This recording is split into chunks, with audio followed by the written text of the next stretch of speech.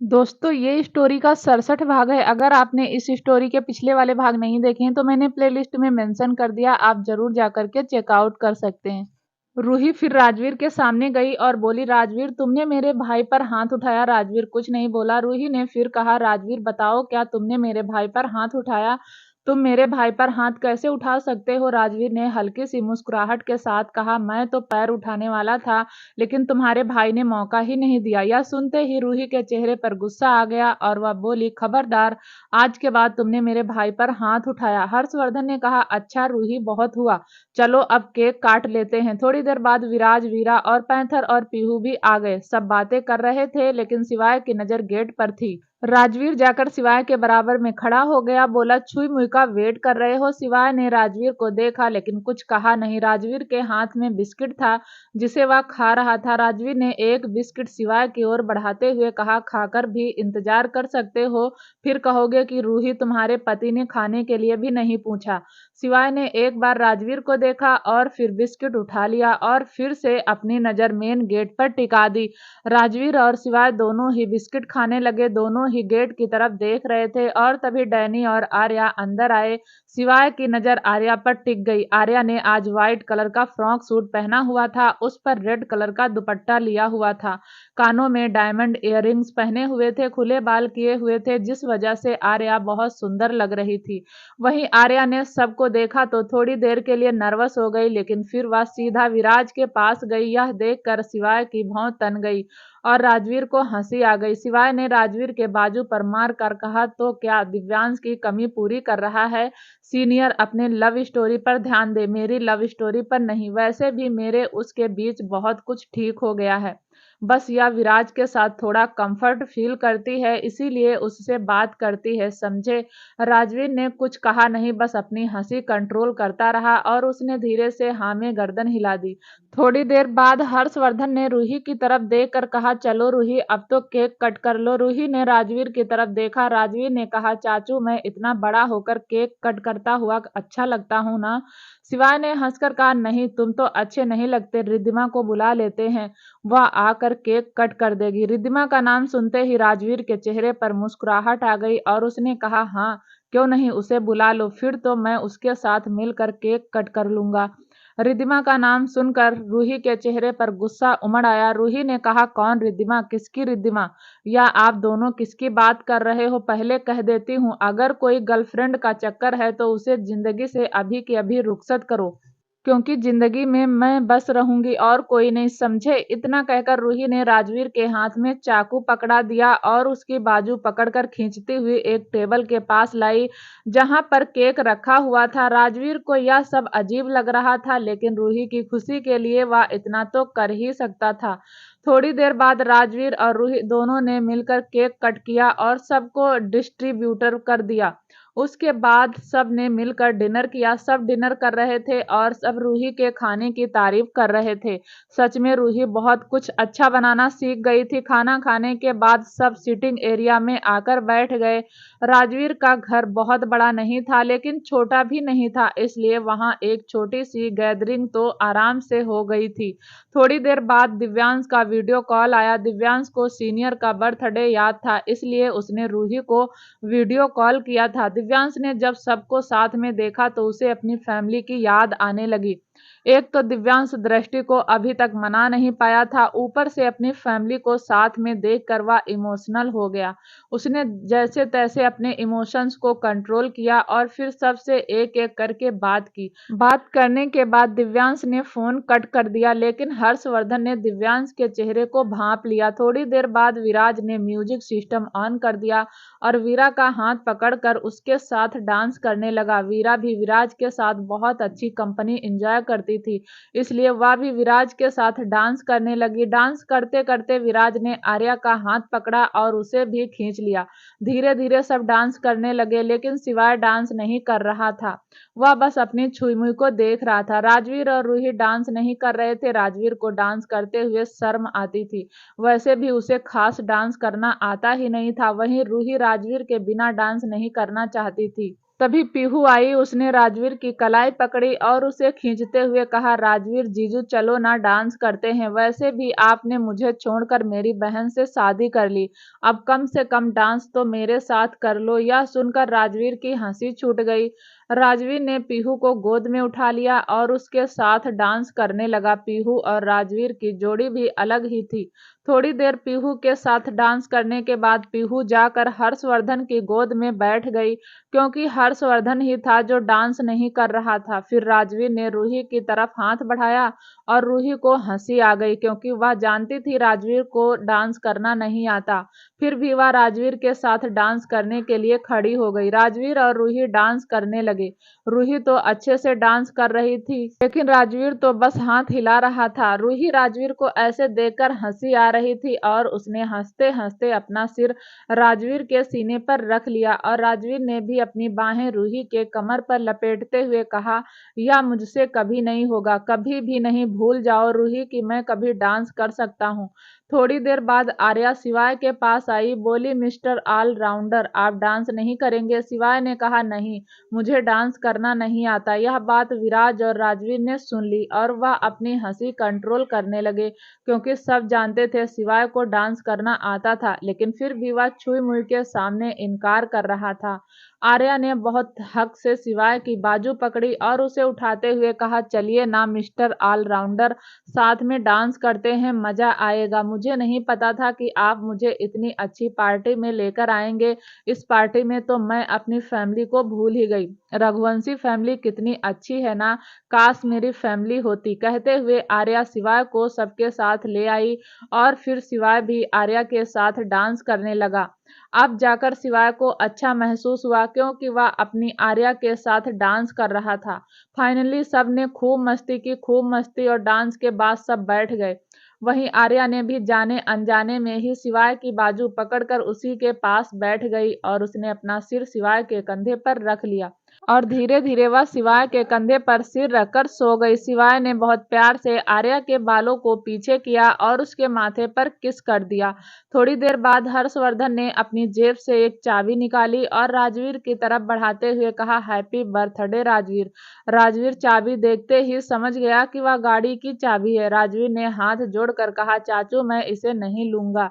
हर्षवर्धन ने कहा, राजवीर यह सब नहीं चलेगा, मैं तुम्हें यह सब इसलिए नहीं देता कि तुम रूही के हस्बैंड हो और रघुवंशी परिवार के जमाई, बल्कि इसलिए देता हूँ क्योंकि तुम भी मेरे भतीजे जैसे ही हो। अगर आज शिवा या विराज का बर्थडे होता तब भी मैं उसे ऐसा ही गिफ्ट देता। राजवीर ने अब भी ना में गर्दन हिलाते हुए कहा, प्लीज चाचू मुझे यह सब मत दीजिए। मैं नहीं चाहता कोई मुझे यह कहे कि मैंने रूही से शादी करके उसके पैसों के लिए की है। चाचू मैं यह गिफ्ट नहीं ले सकता। रूही भी राजवीर के सपोर्ट में हाथ जोड़कर बोली, चाचू रहने दीजिए ना, वैसे भी मैं बुलेट पर ही ठीक हूँ। अगर राजवीर को गाड़ी नहीं चाहिए तो मत दीजिए। हर्षवर्धन अपनी जगह से खड़ा हुआ।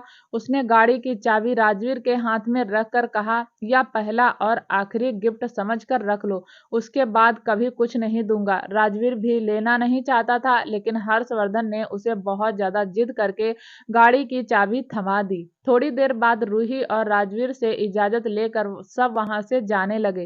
धीरे धीरे सब बाहर आ गए। विराज वीरा को ड्रॉप करने चला गया। हर्षवर्धन ने गाड़ी का गेट खोलकर पैंथर की ओर देखा, जिसने पीहू को गोद में लिया हुआ था। पीहू पैंथर की गोद में सो चुकी थी। हर्षवर्धन ने कहा, विराज कहाँ है?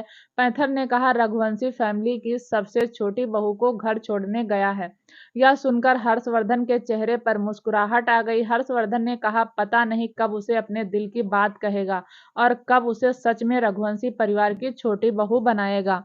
पैंथर ने पीहू को बेड शीट पर लिटाते हुए कहा, इस जन्म में तो पॉसिबल नहीं है, बहुत ढीला है आपका विराज, उससे पहले तो देव ही घर की बहू को ले आएगा। यह सुनकर हर्षवर्धन जोर जोर से हंसने लगा। हर्षवर्धन गाड़ी में बैठने लगा तो तभी उसने शिवाय की तरफ देखा, जो आर्या को गोद में उठाकर बाहर आ रहा था।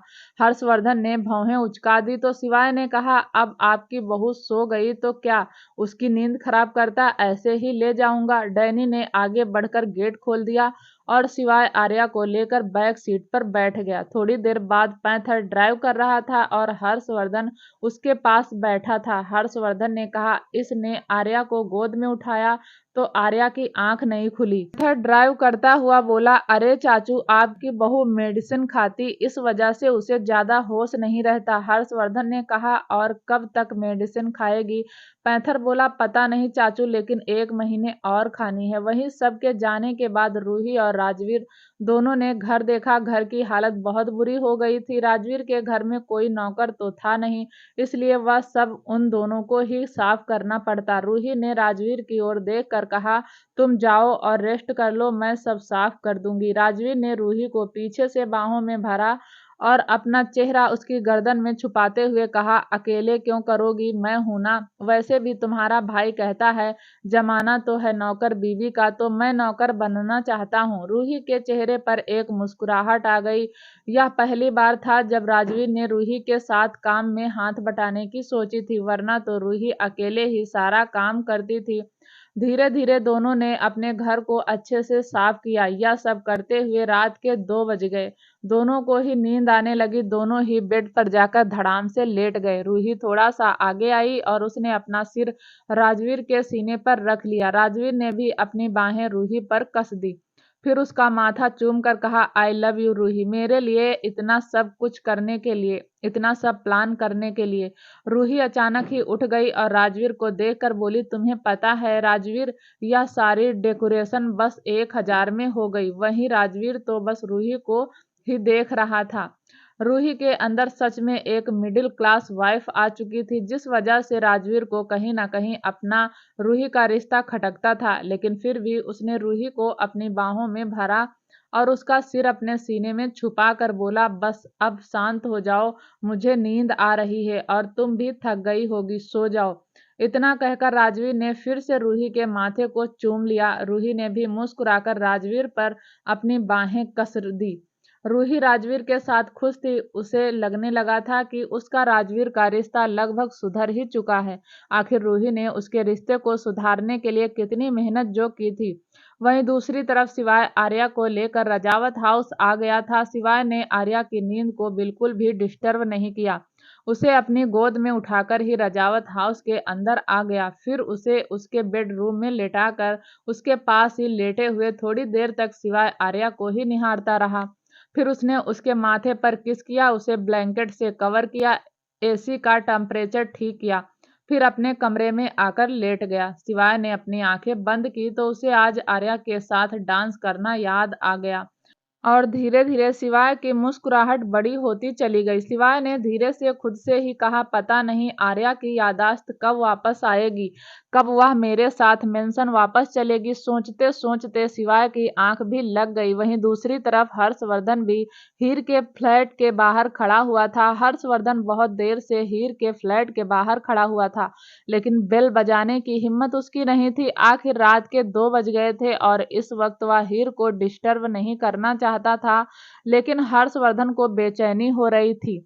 जब तक वह अपनी साहिबा को गले नहीं लगा लेता, उसकी बेचैनी कम नहीं होती। इसलिए उसने पैंथर और पीहू को मेंशन भेज दिया और खुद हीर के घर आ गया। लेकिन अब हीर के घर की बेल बजाने में हर्षवर्धन को बहुत हिम्मत ही की जरूरत थी। फाइनली उसने अपना हाथ उठाया और एक उंगली बेल पर रखी और हिम्मत करके बेल बजा दी। हर्षवर्धन ने एक ही बेल बजाई, लेकिन गेट नहीं खुला। हर्षवर्धन ने अब दूसरी बेल नहीं बजाई। कुछ सोचकर पलट कर जाने लगा। हर्षवर्धन 2 ही कदम चला था कि हीर ने गेट खोल दिया। हर्षवर्धन के कदम वहीं रुक गए। उसने पलट कर देखा और हीर बिना आवाज के लिपसिंग करते हुए बोली, पीहू के डैडी। हर्षवर्धन को यकीन नहीं हो रहा था कि रात के 2 बज रहे थे और हीर अभी तक सोई नहीं थी। हर्षवर्धन 4 कदम आगे चलकर आया और उसने हीर को बिना नोटिस किए गले लगा लिया। वहीं हीर के हाथ भी हर्षवर्धन के कमर पर लिपट गए। कुछ सेकंड तक दोनों ने एक दूसरे को गले लगा कर रखा। दोनों में से कोई नहीं बोल रहा था, लेकिन हीर समझ रही थी कि हर्षवर्धन आज भी परेशान है। तभी हर्षवर्धन ने हीर के कानों में धीरे से कहा, साहिबा, मेरे सिर में दर्द है, 1 कप चाय मिलेगी? हीर हर्षवर्धन से थोड़ी सी दूर हुई और उसने हर्षवर्धन की आंखों की तरफ देखकर हाँ में गर्दन हिला दी। हीर किचन में चली गई। उसने हर्षवर्धन के लिए एक कप चाय बनाई और हर्षवर्धन सोफे पर बैठकर वेट करने लगा। थोड़ी देर बाद हीर चाय बनाकर हर्षवर्धन के पास आई। हीर ने चाय का कप हर्षवर्धन को पकड़ाया और हर्षवर्धन ने भी चाय पकड़ ली। रात के 2 बज रहे थे। हर्षवर्धन चाय पी रहा था। हर्षवर्धन का भी अलग ही मिजाज था। उसकी सारी टेंशन का सल्यूशन हीर की चाय में छुपा हुआ था। चाय पीने के बाद हर्षवर्धन सोफे से उठा और कालीन पर बैठ गया। फिर उसने अपना सिर हीर की गोद में रखकर कहा, थोड़ी देर सिर दबा दो, सिर में बहुत दर्द है। हीर के हाथ हर्षवर्धन के बालों में चलने लगे। थोड़ी देर सिर दबाने के बाद हीर ने हिम्मत करते हुए पूछा, ए जी क्या हुआ, इतना परेशान क्यों हो? हर्षवर्धन ने अपने हाथ हीर की कमर पर कसते हुए कहा, ओ जी तुम्हें तो पता है ना, दिव्यांश दृष्टि को मनाने अमेरिका गया हुआ है। आज दिव्यांश ने वीडियो कॉल की थी। उसका चेहरा ही बता रहा था कि इस वक्त वह कितना परेशान है। उसे देखकर मैं भी परेशान हो गया। पता नहीं उसके और दृष्टि के बीच में सब कुछ कब ठीक होगा। हीर ने समझाते हुए कहा, पीहू के डैडी परेशान मत होइए, दिव्यांश भैया दृष्टि को मना लेंगे। दृष्टि काफी सुलझी हुई है और वह दिव्यांश भैया से बहुत प्यार भी करती है। आप उन दोनों की टेंशन बिल्कुल मत लीजिए। वह दोनों ही एक दूसरे को समझते हैं और बहुत जल्दी एक दूसरे के साथ एक अच्छी जिंदगी बिता लेंगे। हीर हर्षवर्धन को समझा रही थी और उसके बालों को सहला रही थी और तभी हीर ने महसूस किया कि हर्षवर्धन बैठे बैठे ही सोफे से टेक लगाकर सो गया। हर्षवर्धन सारा दिन काम करता था। उसे कुछ सुकून के पल चाहिए थे जो उसे हीर के पास ही मिलते थे। हर्षवर्धन को ऐसे सोता हुआ देखकर हीर के चेहरे की मुस्कुराहट बड़ी हो गई। हीर ने हर्षवर्धन को नहीं जगाया बल्कि हीर भी सोफे से टेक लगाकर बैठी बैठी सो गई।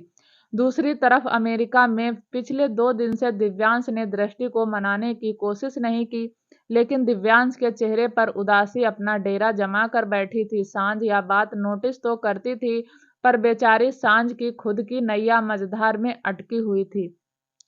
वह क्या ही दिव्यांश को समझाती। थोड़ी देर बाद दिव्यांश ने अपने कमरे में रेडी हो रहा था। दिव्यांश को आज एक पार्टी में जाना था। दिव्यांश जाना तो नहीं चाहता था, लेकिन वह पार्टी बहुत जरूरी थी। हर्षवर्धन ने स्ट्रिक्टली उसे कहा था कि वह उस पार्टी में चला जाए। वह हेड ऑफिशियल ही पार्टी थी जिसमें हर्षवर्धन का जाना जरूरी था। क्योंकि हर्षवर्धन इंडिया में था, इसलिए उसने दिव्यांश को वहां जाने के लिए कह दिया।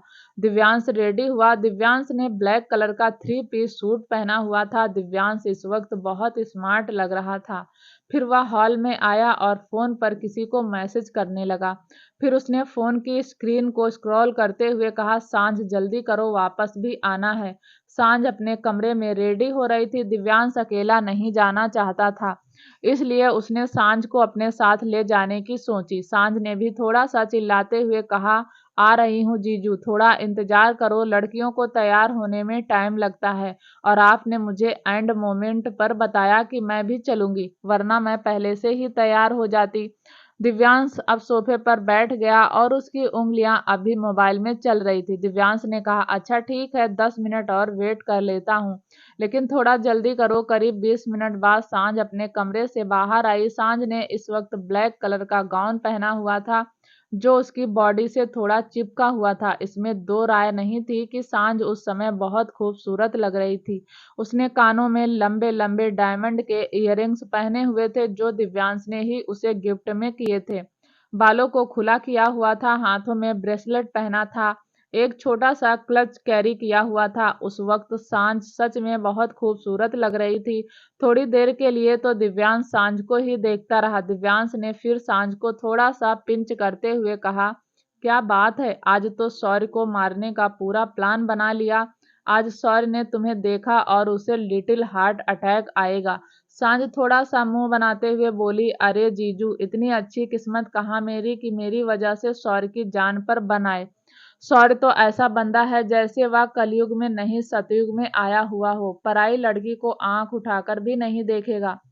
सांझ की बात सुनकर दिव्यांश के चेहरे पर मुस्कुराहट आ गई जो पिछले 2 दिन से गायब थी, लेकिन सांझ ने उस मुस्कुराहट के पीछे छुपे हुए दर्द को समझते हुए कहा, जीजू आप भी आज कम नहीं लग रहे हो।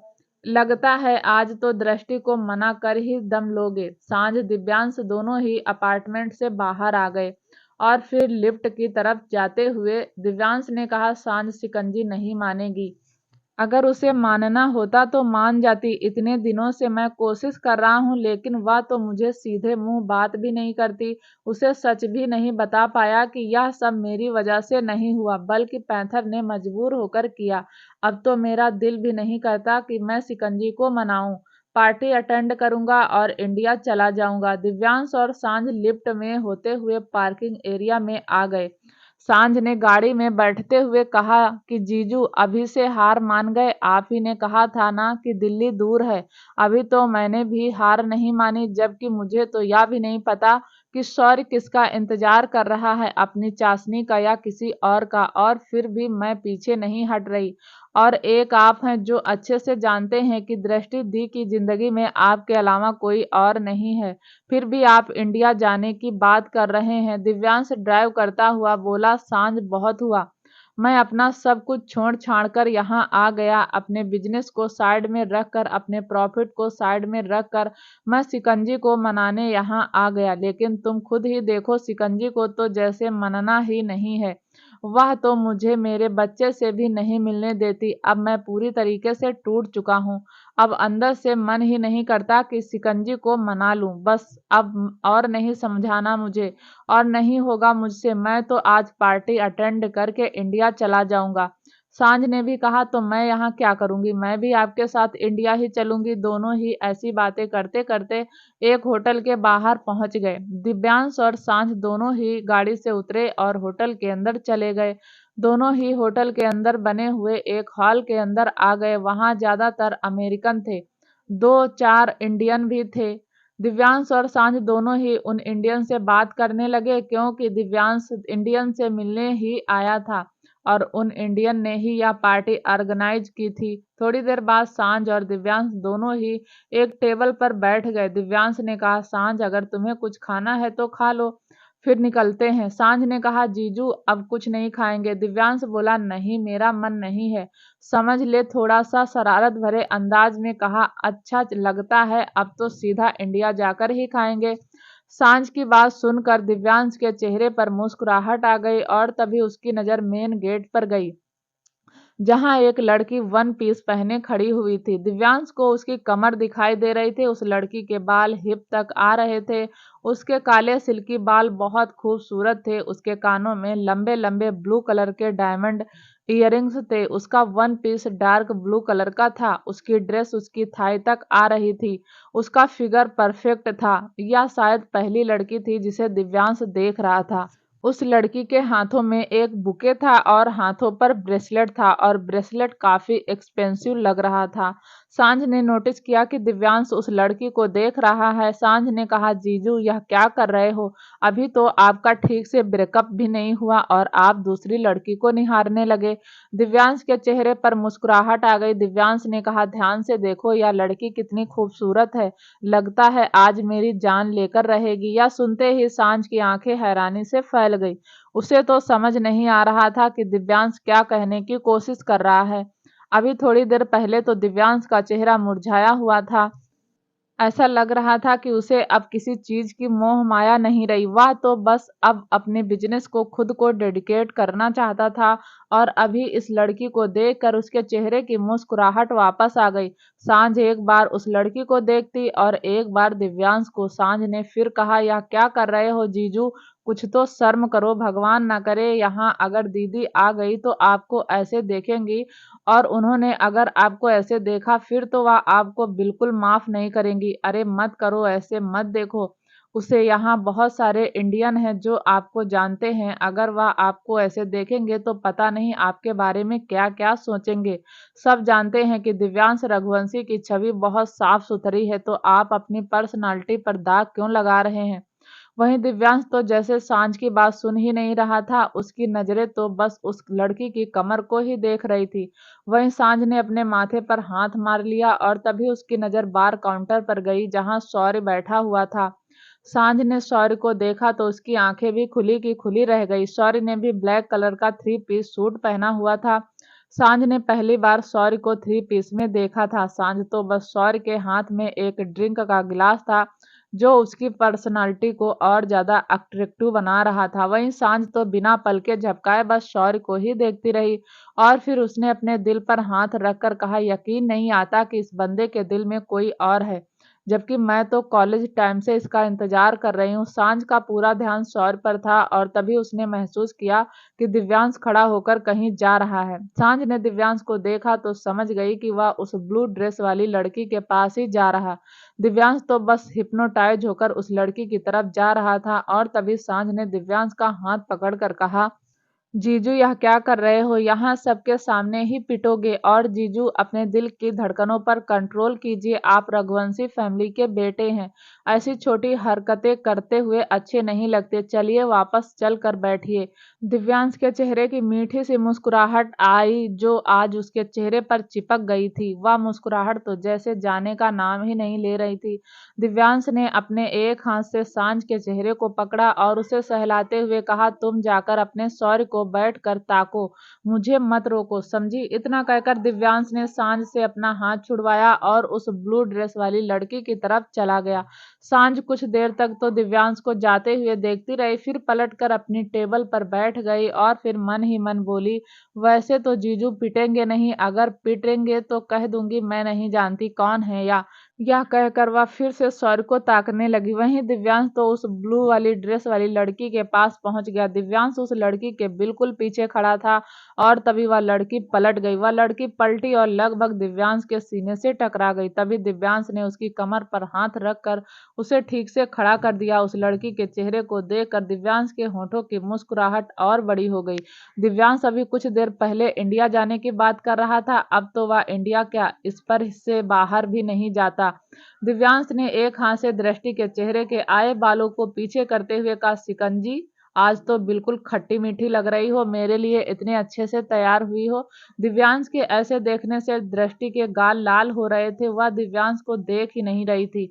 उसने दिव्यांश के सीने पर हाथ रखकर दिव्यांश को खुद से दूर धकेलते हुए कहा, मिस्टर रघुवंशी कुछ ज्यादा ही अहम पाल रखा है, मैं यहाँ आपके लिए नहीं आई। दिव्यांश जो कि दृष्टि के धक्का देने से 2 कदम पीछे हट गया था, वह वापस से दृष्टि के करीब आया और बोला, तो किसके लिए आई हो? अब तो दृष्टि के पास जवाब ही नहीं था। दृष्टि आई तो दिव्यांश के लिए ही थी, क्योंकि उस रात से दृष्टि को लगने लगा था कि उसे अपने रिश्ते को एक और मौका देना चाहिए, लेकिन वह डायरेक्ट दिव्यांश से यह बात नहीं कहना चाहती थी। वह चाहती थी कि दिव्यांश उसे थोड़ा और मनाए, फिर वह उसके साथ रघुवंशी हाउस चली जाएगी। दृष्टि अपने ही ख्यालों में थी कि दिव्यांश ने फिर कहा, बताओ सिकंजी किसके लिए आई हो? दृष्टि ने कहा, अपने लिए आई हूँ, अब मेरा डाइवोर्स हो गया है तो क्या जीना छोड़ दूं? वैसे भी कितने ही महीनों से मैंने कोई पार्टी अटेंड नहीं की। शौर्य भैया ने मुझे अपने साथ चलने के लिए कहा तो मैं मना नहीं कर पाई और उनके साथ यहाँ आ गई। अब हटिए मेरे आगे से, मुझे और भी काम है। इतना कहकर दृष्टि दिव्यांश के पास से चली गई। दिव्यांश उसे जाता हुआ देख रहा था, फिर उसने मुस्कुराकर खुद से कहा, इसे मेरे बारे में सोचने के अलावा और क्या काम हो सकता है, और यह लड़की मेरा बच्चा कहाँ छोड़कर आई? दिव्यांश की नजर तभी मेन गेट की तरफ गई जहां वरदान और वंशिका खड़े थे। वंशिका की गोद में देव था जो कि खिलखिलाकर हंस रहा था। वरदान ने भी नेवी ब्लू कलर का थ्री पीस सूट पहना हुआ था और वंशिका ने उसकी मैचिंग की ब्लू कलर की साड़ी। वंशिका को देखकर कोई नहीं कह सकता था कि वंशिका की कोई जवान बेटी भी होगी। वंशिका सच में बहुत खूबसूरत थी। वरदान का साथ पाकर तो उसकी खूबसूरती और बढ़ गई। इस वक्त वरदान और वंश का परफेक्ट कपल नजर आ रहे थे। उनकी गोद में देव था जिसे देखकर कोई भी कह सकता था कि शायद इस कपल की शादी को कुछ साल ही हुए हैं। दिव्यांश ने देव को देखा तो वरदान और वंशिका के पास चला गया। देव ने अपने पापा को देखा तो अपने दोनों हाथ फैला दिए। दिव्यांश ने देव को गोद में ले लिया और उसे बहुत प्यार किया। पिछले 2 दिन से दिव्यांश ने देव को नहीं देखा था, इसलिए भी उसे बेचैनी हो रही थी और उसका मन उदास हो रहा था, लेकिन आज उसने अपनी कंप्लीट फैमिली देख ली जिस वजह से दिव्यांश का मूड बहुत अच्छा हो गया था। दिव्यांश देव से बात करता हुआ बोला, क्या बात है मिस्टर छोटे रघुवंशी, आज तो बहुत हैंडसम लग रहे हो। देव ने भी एक ब्लैक कलर का 3 पीस सूट पहना हुआ था जिसमें वह बहुत ज्यादा ही क्यूट लग रहा था। दिव्यांश को तो लग रहा था जैसे वह अपने ही बच्चे को नजर लगा देगा। वहीं देव की मुस्कुराहट देव और ज्यादा क्यूट बना रही थी। दिव्यांश कुछ देर तक देव से बात करता रहा, फिर वह देव को लेकर दृष्टि के पास आ गया जो एक टेबल पर बैठी हुई थी। यह कह सकते हैं कि वह जानबूझकर टेबल पर बैठी थी ताकि दिव्यांश आकर उससे बात करे। दिव्यांश भी आकर दृष्टि के पास बैठ गया और उसने देव को टेबल पर बैठा दिया। देव एक बार अपने पापा को देखता और एक बार अपनी मम्मी को और फिर दोनों को देखकर मुस्कुराता। वहीं दिव्यांश देव को देखकर बहुत खुश था और अब तो दृष्टि भी उनके सामने बैठी थी। आज तो दिव्यांश को लग रहा था जैसे वह स्वर्ग में बैठा हुआ है। उसे तो यकीन ही नहीं था कि पार्टी में उसे दृष्टि और देव दोनों मिल जाएंगे। दूसरी तरफ सांझ भी थोड़ी सी हिम्मत करके शौर्य के पास जाकर खड़ी हो गई और उसने शौर्य को एक स्माइल पास कर दी। शौर्य के हाथ में जो ड्रिंक थी, शौर्य ने वो ड्रिंक खत्म की और फिर हल्की सी नाव में गर्दन हिलाकर एक टेबल पर जाकर बैठ गया। सांझ ने मुंह बनाकर शौर्य को देखा और फिर वह भी जाकर शौर्य के पास बैठ गई। शौर्य ने कहा, तुम्हें एक बार में समझ नहीं आती। सांझ ने कहा, बस तुम्हारे पास बैठ रही हूँ, इसका मतलब यह नहीं कि आप अपने दिमाग में मेरे लिए कोई भी ख्याल बना ले। अब आप खुद ही सोचो मैं कहाँ जाकर बैठूं। क्या मैं दिव्यांश जीजू और दृष्टि दीदी के पास बैठती हुई अच्छी लगती हूँ या फिर वरदान अंकल और आंटी के पास जाकर बैठूं, इसलिए यहाँ बैठ गई। लेकिन लगता है आपको तो मेरा बैठना भी चुभता है। इतना कहकर सांझ ने मुंह बना लिया।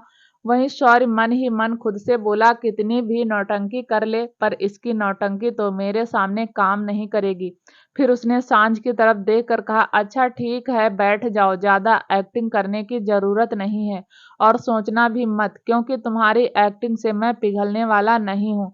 सांझ भी हल्के गुस्से में बोली, और मैं भी यहाँ आपको पिघलाने के लिए नहीं बैठी, कहो तो उठ जाती हूँ। इतना कहकर सांझ उठकर दूसरी टेबल पर जाकर बैठ गई। आखिर सांझ की भी अपनी सेल्फ रिस्पेक्ट थी। बार बार शौर्य उसे घुमा फिरा कर इंसल्ट करता था। सांझ अकेली बैठी हुई अपने मोबाइल की स्क्रीन को स्क्रॉल कर रही थी, लेकिन फिर भी चोर नजरों से शौर्य को ही देख रही थी। और तभी एक अमेरिकन जाकर उसके पास बैठ गया। सांझ का उसके पास बैठना शौर्य को अच्छा नहीं लगा।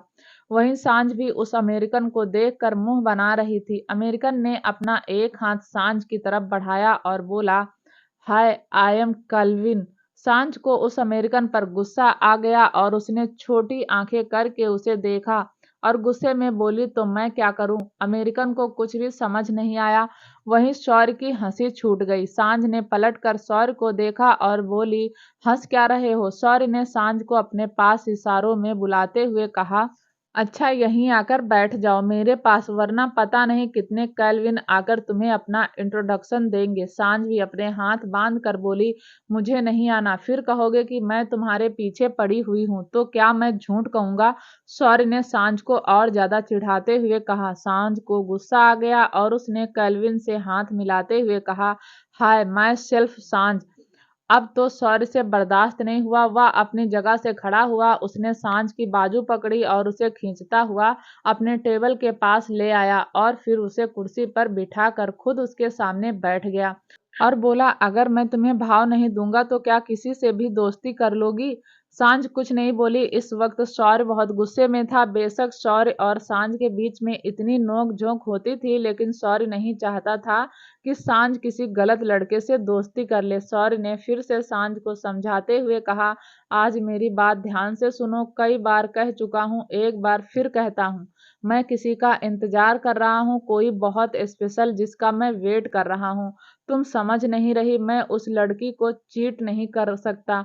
उस लड़की ने मुझे बहुत प्यार किया है और अब मेरी बारी। सांझ ने शौर्य की तरफ देखकर कहा, और अगर वह लड़की नहीं आई तो। शौर्य बोला, आएगी, मेरा दिल कहता है कि वह लड़की जरूर आएगी। सांझ ने भी कहा, मैं भी तो यही कह रही हूँ, अगर वह लड़की नहीं आई तो क्या आप जिंदगी भर उस लड़की का इंतजार करते रहेंगे। शौर्य चुप हो गया, लेकिन फिर कुछ सोच कर बोला, हाँ मैं उसका इंतजार करूंगा, या फिर मुझे पता चल जाए कि उस लड़की की जिंदगी में कोई दूसरा लड़का है तो शायद मैं उसका इंतजार ना करूं, लेकिन जब तक मुझे उस लड़की के बारे में कुछ पता नहीं चलता तब तक मैं उसका इंतजार करूंगा। सांझ भी हाथ बांध कर बोली, अगर आपके प्यार में इतना सब्र है तो मैं भी जिंदगी भर आपका इंतजार करूंगी। जब तक आप अपने ड्रीम गर्ल से शादी नहीं करते तब तक मैं भी आपका भी वेट करूंगी। सांझ ने यह बात इतने दिल से बोली थी कि शौर्य को भी चुभ गई।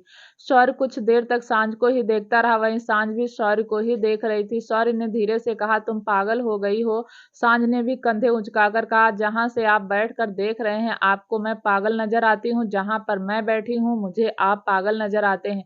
मैं जिसे प्यार करती हूँ वह मेरे सामने बैठा है, लेकिन आप जिसे प्यार करते हैं वह यहाँ नहीं है। उसका तो कुछ पता ही नहीं जिसका आप इंतजार कर रहे हैं। वह लड़की 2 बच्चों की माँ भी तो हो सकती है। हो सकता है वह अपनी शादीशुदा जिंदगी में खुश हो और आप ऐसी लड़की का इंतजार कर रहे हैं जिसके आने की उम्मीद ही नहीं। शौर्य ने तो ना में गर्दन हिला दी और तभी वहां म्यूजिक प्ले होने लगा। शौर्य ने एक राहत की सांस ली, क्योंकि उसे सांझ से बहस करना गुस्सा दिला रहा था। ना तो शौर्य सांझ के प्यार को समझ रहा था और ना ही सांझ शौर्य के प्यार को। वहीं वरदान और वंशिका भी एक टेबल पर बैठे थे और वरदान ने देखते ही देखते 4 ड्रिंक के गिलास गटक लिए थे।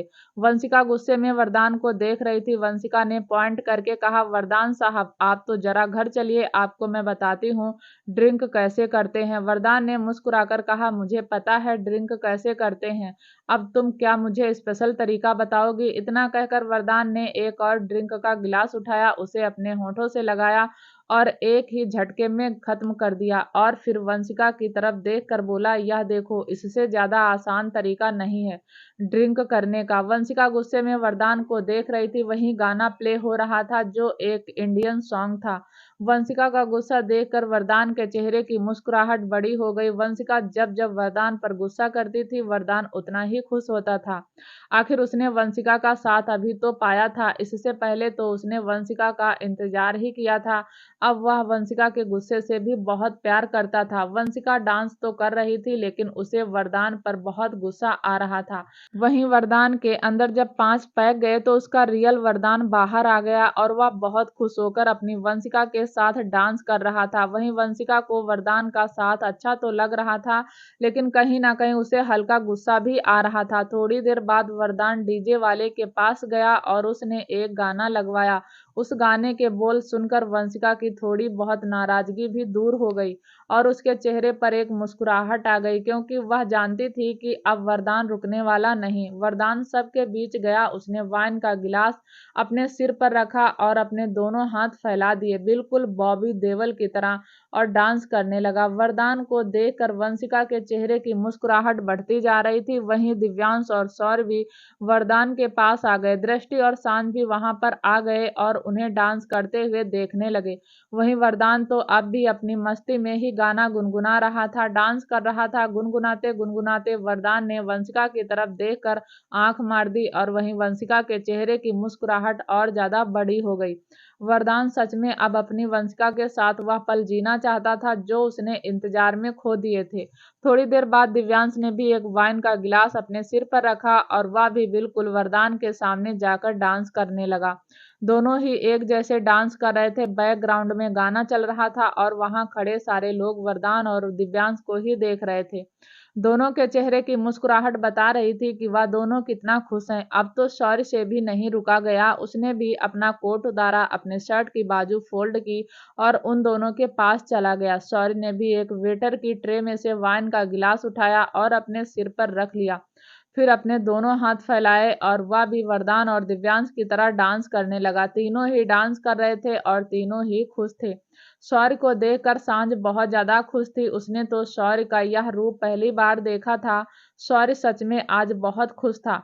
वह खुश क्यों था उसे भी नहीं पता था, लेकिन आज तीनों ही अपने अपने दर्द को बिल्कुल भूल गए थे और उस मोमेंट को एंजॉय कर रहे थे। वहां खड़े सारे अमेरिकन उन तीनों को देख रहे थे। सारे अमेरिकन भी अब उन तीनों का डांस एंजॉय कर रहे थे। धीरे धीरे तीनों ने ही अपने सिर से वाइन का गिलास उतार दिया और एक हाथ में गिलास पकड़कर डांस करने लगे। थोड़ी देर बाद दिव्यांश ने गिलास साइड में रखा और दृष्टि का हाथ पकड़ लिया। दृष्टि की गोद में देव था। देव को सांझ ने अपनी गोद में ले लिया और दिव्यांश दृष्टि के साथ डांस करने लगा। दृष्टि भी आज दिव्यांश के साथ डांस कर रही थी। उसने दिव्यांश को रोका नहीं, वैसे भी वह मन ही मन उसे माफ कर चुकी थी। वरदान ने दृष्टि को सब कुछ बता दिया था कि यह सब दिव्यांश ने नहीं बल्कि पैंथर ने किया है। पैंथर ने भी कोई खुश होकर यह नहीं किया था, बल्कि मजबूर होकर किया था, और दृष्टि यह बात समझती थी। इसलिए दिव्यांश को माफ करने का मन बना चुकी थी। बस अब वह थोड़ा सा भाव खा रही थी। वहीं दिव्यांश तो बस दृष्टि की आंखों में देखकर डांस कर रहा था। वरदान और वंशिका भी डांस कर रहे थे। शौर्य भी डांस कर रहा था, लेकिन उसने सांझ को डांस करने के लिए नहीं पूछा। वहीं सांझ तो बस शौर्य को देखकर देव का हाथ पकड़कर खुद ही डांस किए जा रही थी। शौर्य खुश होता था तो सांझ भी खुश होती थी। बिना अपने दर्द की परवाह किए हुए उसे बस शौर्य की खुशी दिखाई देती थी, क्योंकि शौर्य की कंडीशन किसी से छुपी हुई नहीं थी। सांझ शौर्य को समझती थी और इसीलिए अपनी पूरी लाइफ शौर्य को डेडिकेट करने के लिए भी तैयार थी। वहीं शौर्य वह भी अपनी लाइफ इनडायरेक्ट चाशनी के लिए तैयार था, क्योंकि उसे तो पता ही नहीं था सांझ ही उसकी चाशनी है। सब बड़े खुश होकर डांस कर रहे थे। देखकर लग रहा था जैसे उनकी खुशियां लौट आई हैं। धीरे धीरे सब एक दूसरे की कंपनी को खूब एंजॉय कर रहे थे। थोड़ी देर बाद सब एक साथ ही एक गोल से टेबल पर बैठ गए और तभी दिव्यांश का फोन वाइब्रेट होने लगा। दिव्यांश इस वक्त फोन रिसीव नहीं करना चाहता था, लेकिन बहुत ज़्यादा इम्पोर्टेंट कॉल थी, इसलिए वह फोन रिसीव करने के लिए एक साइड चला गया। दिव्यांश ने फोन रिसीव किया और वह वापस से दृष्टि के पास जाने लगा तो उसके बिजनेसमैन मिल गए। ना चाहते हुए भी दिव्यांश को अपना टाइम उनके साथ स्पेंड करना पड़ा। वह तीनों ही एक गोल सी टेबल पर बैठे हुए थे और ड्रिंक कर रहे थे।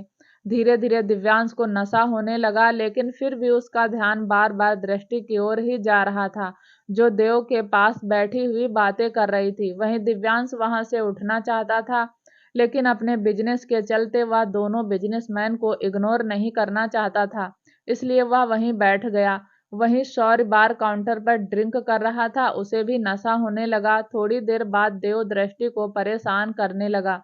उसे अब शायद सोना था, या वह उस माहौल को देखकर थोड़ा चिड़चिड़ा हो गया। दृष्टि जाना चाहती थी, लेकिन देव को देखकर अब वह उस पार्टी में रुकना नहीं चाहती थी। इसलिए उसने वंशिका की तरफ देखकर कहा, बुआ जी चलो घर चलते हैं, काफी टाइम हो गया है। देव भी सोना चाहता है। वंशिका ने हाँ में गर्दन हिला दी। वहीं वरदान, उसे तो पूरे तरीके से नशा हो चुका था, फिर भी वंशिका ने वरदान की बाजू पकड़कर उठाया और बोली, चलो जरा रजावत साहब, अब घर जाकर मैं भी तो आपको ड्रिंक करना सिखाऊंगी। यह सुनते ही वरदान के चेहरे पर मुस्कुराहट आ गई और उसने दोनों हाथों से वंशिका के चेहरे को पकड़ा और माथे को किस करके कहा, तुम्हारे साथ तो मैं कुछ भी सीखने के लिए तैयार हूँ। बस तुम हमेशा मेरे साथ रहो, मुझे और कुछ नहीं चाहिए। इतना कहकर वरदान ने वंशिका को नशे में ही गले लगा लिया। वहीं वंशिका वरदान को जैसे तैसे लेकर होटल से बाहर आई। दृष्टि ने एक नज़र दिव्यांश को देखा, जो अभी भी बिजी था। फिर वह भी मजबूर होकर देव को लेकर वहां से वंशिका और वरदान के पीछे पीछे चली गई। वंशिका ने तब तक वरदान को गाड़ी के बैक सीट पर बैठा दिया था। वंशिका फिर दृष्टि के पास आई और दृष्टि से देव को अपनी गोद में लेते हुए बोली, दृष्टि मुझे लगता है तुम्हें दिव्यांश के पास रुकना चाहिए। दृष्टि नासमझी में वंशिका को देखने लगी। वंशिका ने देव को अपने सीने से लगाया और उसे हल्की हल्की थपकी देते हुए कहा, दृष्टि समझने की कोशिश करो, ना जाने कितने ही दिनों से दिव्यांश तुम्हें मनाने की कोशिश कर रहा है और अब तुम भी तो दिव्यांश के साथ में जिंदगी शुरू करने की सोच रही हो, तो तुम्हें नहीं लगता कि तुम्हें इस वक्त दिव्यांश के पास होना चाहिए। दृष्टि अभी वंशिका को ही देख रही थी। वंशिका ने होटल के बाहर खड़ी हुई कुछ लड़कियों को दिखाया, जो वन पीस पहनकर खड़ी हुई सिगरेट पी रही थी। कुछ के हाथ में बियर की बोतल भी थी। वंशिका ने उनकी तरफ इशारा करते हुए कहा, देखो दृष्टि, अगर दिव्यांश को तुमने नहीं संभाला तो इनमें से कोई और संभाल लेंगी। फिर तुम्हारे पास पछताने के अलावा कुछ नहीं बचेगा। तुम्हारे और दिव्यांश के बीच में जो भी मिसअंडरस्टैंडिंग थी वह सब पैंथर की वजह से थी। तुम चाहो तो पैंथर पर जाकर अपना गुस्सा निकाल सकती हो, लेकिन दिव्यांश की इसमें कोई गलती नहीं। इनफैक्ट उस वक्त दिव्यांश को तुम्हारी जरूरत थी और तुम उसे अनजाने में छोड़कर आ गई। अब जाओ अपने दिव्यांश के पास, देव की चिंता मत करो, उसे मैं ठीक से सुला दूंगी। दृष्टि यही चाहती थी कि वह दिव्यांश के पास रुक जाए, बस वह अपने दिल की बात मान नहीं रही थी। लेकिन जब वंशिका ने उसे सामने से ऑफर किया तो उसका मन भी हुआ कि वह दिव्यांश के पास ही रुक जाए। वंशिका देव को लेकर गाड़ी में बैठ गई। उसने एक बार फिर खिड़की से दृष्टि को देखा और पलकें झुका दी, और फिर उसने ड्राइवर को गाड़ी चलाने के लिए कह दिया। देखते ही देखते वरदान और वंशिका की गाड़ी वहां से जा चुकी थी। दृष्टि गाड़ी को जाते हुए देख रही थी। उसके चेहरे पर एक मुस्कुराहट थी। फिर उसने अपनी आंखें बंद की और उसे वह लम्हा याद आया जब पैंथर ने सड़क पर ही घुटनों के बल बैठकर दृष्टि के पैरों पर अपने हाथ लपेट दिए थे और लगभग रोते हुए बोला था, भाभी मेरे भाई को बदुआ मत दो। दृष्टि ने अपनी आंखें खोली और फिर वह होटल के अंदर वापस जाने लगी। दृष्टि ऐसे चल रही थी, उसे दिव्यांश के साथ बिताए हुए पल याद आ रहे थे। जब दिव्यांश दृष्टि पहली बार करीब आए थे, दिव्यांश उस वक्त बहुत गुस्से में था, लेकिन गुस्से में भी उसने दृष्टि को हर्ट नहीं किया। यही सब सोचती सोचती दृष्टि होटल के उस बार में आ गई जहां दिव्यांश उन दो आदमियों के साथ बैठा हुआ था। दृष्टि ने नजर घुमाई तो वहां दिव्यांश नहीं था। दृष्टि के दिल की धड़कनें बढ़ने लगी। दृष्टि शौर्य को ढूंढने लगी, लेकिन वहां उसे शौर्य भी दिखाई नहीं दिया और न ही सांझ का कुछ अता पता था। दृष्टि ने पूरा बार देखा, लेकिन उसे तीनों में से कोई दिखाई नहीं दिया। तभी एक वेटर ने आकर दृष्टि को कुछ इशारा किया और दृष्टि उसके इशारे को समझ गई। दृष्टि भागते हुए होटल के एक रूम के बाहर गई। वह रूम अंदर से बंद था। दृष्टि ने रूम को नॉक करते हुए कहा, मिस्टर दिव्यांश, क्या आप अंदर हैं? लेकिन ना तो उस कमरे का गेट खुला और ना ही अंदर से कोई आवाज आई। अब तो दृष्टि का दिल और जोरों से धड़कने लगा। उसे वंशिका की कही हुई बात याद आने लगी कि अगर तुमने अपने पति को नहीं संभाला तो इनमें से कोई और संभाल लेगी। अब तो दृष्टि को घबराहट होने लगी। उसने फिर से गेट को नॉक करते हुए कहा, मिस्टर रघुवंशी, मुझे आपसे बात करनी है, प्लीज गेट खोल दीजिए। लेकिन अभी तक किसी ने गेट नहीं खोला। तभी वहां एक वेटर आया। दृष्टि ने उस वेटर को देखकर कहा, मेरे हस्बैंड अंदर हैं, प्लीज ओपन गेट। उस वेटर ने एक चाबी ली और उस गेट को खोल दिया। जैसे ही दृष्टि अंदर गई, उसकी आंखें खुली की खुली रह गई। दिव्यांश बेड पर लेटा हुआ था और उसके जस्ट ऊपर एक लड़की लेटी हुई थी जो देखने में अमेरिकन थी। उस लड़की को देखकर दृष्टि की भौं तन गई। वहीं उसने दिव्यांश को देखा जो पूरा नशे में था और नशे में ही बड़बड़ा रहा था, सिकंजी आई लव यू। पहले तो दृष्टि को बहुत गुस्सा आया, लेकिन जब उसने दिव्यांश के मुंह से अपना नाम सुना तो उसके चेहरे पर हल्की सी मुस्कुराहट आ गई। सिकंजी आगे आई और उसने उस अमेरिकन लड़की की बाजू को पकड़कर दिव्यांश के ऊपर से उठाया और खींचकर एक चाटा उसके गाल पर जड़ दिया। वह अमेरिकन लड़की इंडियन चाटा झेल नहीं पाई और जमीन पर धड़ाम से गिर पड़ी। दृष्टि का तो मन कर रहा था कि उस अमेरिकन का खून कर दे। दृष्टि ने फिर से उसे बाजू से उठाया और उसे लगभग कमरे से बाहर धकेलती हुई गुस्से में बोली, गेट लॉस्ट। अमेरिकन लड़की भी अपने गाल पर हाथ रखकर वहां से चली गई। दृष्टि ने सबसे पहले गेट बंद किया। दृष्टि गुस्से में दिव्यांश के पास आई। उसने एक पानी का गिलास उठाया और दिव्यांश के मुंह पर मारने को हुई, लेकिन फिर कुछ सोचकर रुक गई और उसने वह गिलास वापस से नाइट स्टैंड पर रख दिया। लेकिन इस वक्त दृष्टि को दिव्यांश पर बहुत गुस्सा आ रहा था। दिव्यांश के पास बैठकर दिव्यांश के गालों को थपथपा कर कहा, मिस्टर रघुवंशी उठिए। लेकिन दिव्यांश इस वक्त होश में नहीं था। दृष्टि ने फिर से दिव्यांश को उठाते हुए कहा, मिस्टर रघुवंशी उठ जाइए और मेरे गुस्से से बचना चाहते हैं तो, वरना सच कहती हूँ मैं गुस्से में कुछ कर दूंगी। लेकिन दिव्यांश को सच में होश नहीं था।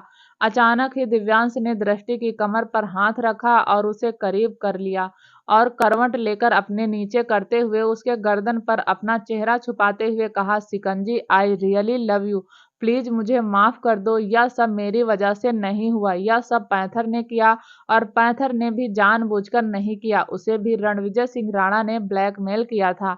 तुम नहीं जानती, लेकिन पैंथर और पूर्वी भी एक दूसरे से दूर हैं। पैंथर ने मेरे लिए अपना प्यार डेडिकेट कर दिया।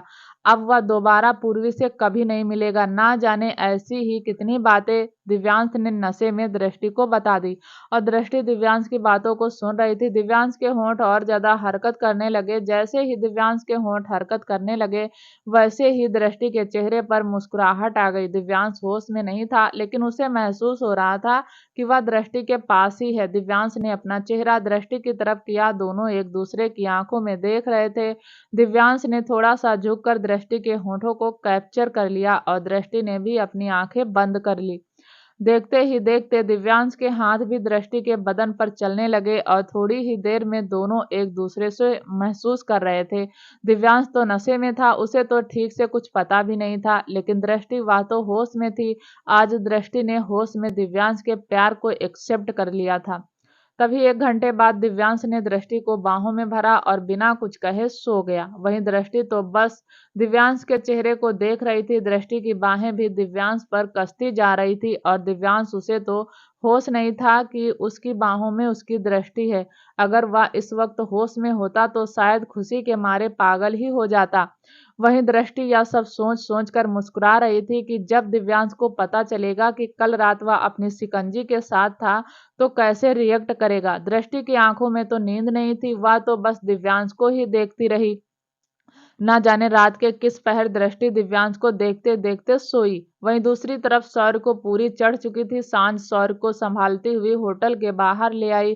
फिर उसने एक कैब बुक की और सौर्य को लेकर अपने अपार्टमेंट में आ गई। सौर्य को पार्किंग से अपार्टमेंट तक लाने में सांझ की बैंड बज गई। कहाँ सांझ हल्की फुल्की सी, कहाँ सौर्य एक भारी भरकम शरीर। फिर भी सांझ जैसे तैसे सौर्य को अपार्टमेंट तक ले आई। सांझ ने सौर्य को जैसे तैसे बेड पर लेटाया। तभी सौर्य ने सांझ का हाथ पकड़कर अपनी ओर खींच लिया। सौर्य के ऐसे अपने ऊपर खींचने से सांझ की तो दिल की धड़कनें भागने लगी। उसे तो कुछ सेकंड के लिए डर भी लगने लगा। सौर्य को कुछ भी होश नहीं था। उसने सांझ के गाल पर हाथ लगाकर कहा, तुम्हें पता है तुम बहुत अच्छी हो। अगर चाशनी मेरी जिंदगी में नहीं होती तो मैं तुम्हें प्रपोज करने में सेकंड नहीं लगाता। लेकिन क्या करूं, उस लड़की ने मुझे बिना स्वार्थ प्यार किया है और अब मेरी बारी उसका इंतजार करने की। तुम बहुत अच्छी हो मेरे लिए। अपनी जिंदगी बर्बाद मत करो। तुम मुझे कहोगी तो मैं तुम्हारे लिए बहुत अच्छा लड़का ढूंढ दूंगा जो तुम्हें हमेशा खुश रखेगा। शौर्य यह सारी बातें नशे में बोल रहा था और लेकिन सांझ यह बात समझ रही थी कि यह सारी बातें शौर्य के दिल से निकल कर आ रही हैं। शौर्य के ऐसा बोलने से सांझ की आंखें नम हो गई। वहीं शौर्य तो अपनी बात बोलकर फिर से नींद के आगोश में चला गया। सांझ शौर्य के ऊपर से उठ गई। सांझ ने शौर्य के शूज रिमूव किए, उसके कोट की जैकेट को जैसे तैसे निकाला, शौर्य के शर्ट के 2 बटन खोले ताकि शौर्य कंफर्ट होकर सो जाए। सांझ ने वह सारे कपड़े उठाए और पोर्च पर रखे और जैसे ही उसने पलटकर शौर्य को देखा, उसकी आंखें खुली की खुली रह गई। शौर्य बेड पर ही वोमिटिंग कर रहा था, जिसे देखकर सांझ की भौहें तन गई और सांझ दांत पीसती हुई खुद से बोली, इतने पीते ही क्यों हो अगर झेल नहीं पाते हो। वहीं शौर्य तो थोड़ा सा टेढ़ा होकर बेड पर बस उल्टी कर रहा था, जिसे देखकर सांझ बहुत ज्यादा इरिटेट हो गई। उसे इस वक्त शौर्य से घिन आ रही थी, लेकिन बेचारी करती क्या, अपने प्यार के हाथों मजबूर थी। इसलिए वह जल्दी से शौर्य के पास गई और उसकी पीठ को रब करने लगी। थोड़ी देर थपथपाने के बाद शौर्य सीधा होकर लेट गया और फिर से नींद के आगोश में चला गया। वहीं सांझ ने शौर्य और बेड की हालत देखी तो उसे भी वह वोमिटिंग हो गई और उसने भी फर्श पर ही वोमिटिंग कर दी। सांझ को इस वक्त बहुत घिन आ रही थी। सांझ फिर उठी और वॉशरूम में गई। उसने सबसे पहले अपने कपड़े चेंज किए और फिर आकर वोमिटिंग को साफ किया। फिर उसने शौर्य को देखा, उसके सारे कपड़े गंदे हो चुके थे। सांझ पैर पटककर शौर्य के पास आई और उसने शौर्य की शर्ट को उसकी बॉडी से निकालकर एक साइड रख दिया। सांझ कुछ देर तक शौर्य की परफेक्ट बॉडी को ही देखती रही और फिर मन ही मन मुस्कुराकर बोली, वैसे मैंने गलत बंदे को नहीं चुना, बंदा तो यह परफेक्ट है। इतना कहकर सांझ शौर्य के पास से उठ गई। फिर वह एक गीला कपड़ा लाई और उसने शौर्य की बॉडी को साफ किया। फिर बेचारी ने जैसे तैसे शौर्य को करवट दिलाकर बेड शीट भी निकाल दी। इसलिए उसने शौर्य को ब्लैंकेट से फिर से कवर किया। फिर उसने प्यार के हाथों मजबूर होकर शौर्य के माथे पर किस किया और अपने कमरे में जाकर सो गई। क्या होगा आगे दोस्तों जानने के लिए प्लीज चैनल को लाइक शेयर सब्सक्राइब जरूर करें ताकि जब भी वीडियो डालें आपको नोटिफिकेशन तुरंत मिले। तब तक के लिए नमस्कार, धन्यवाद।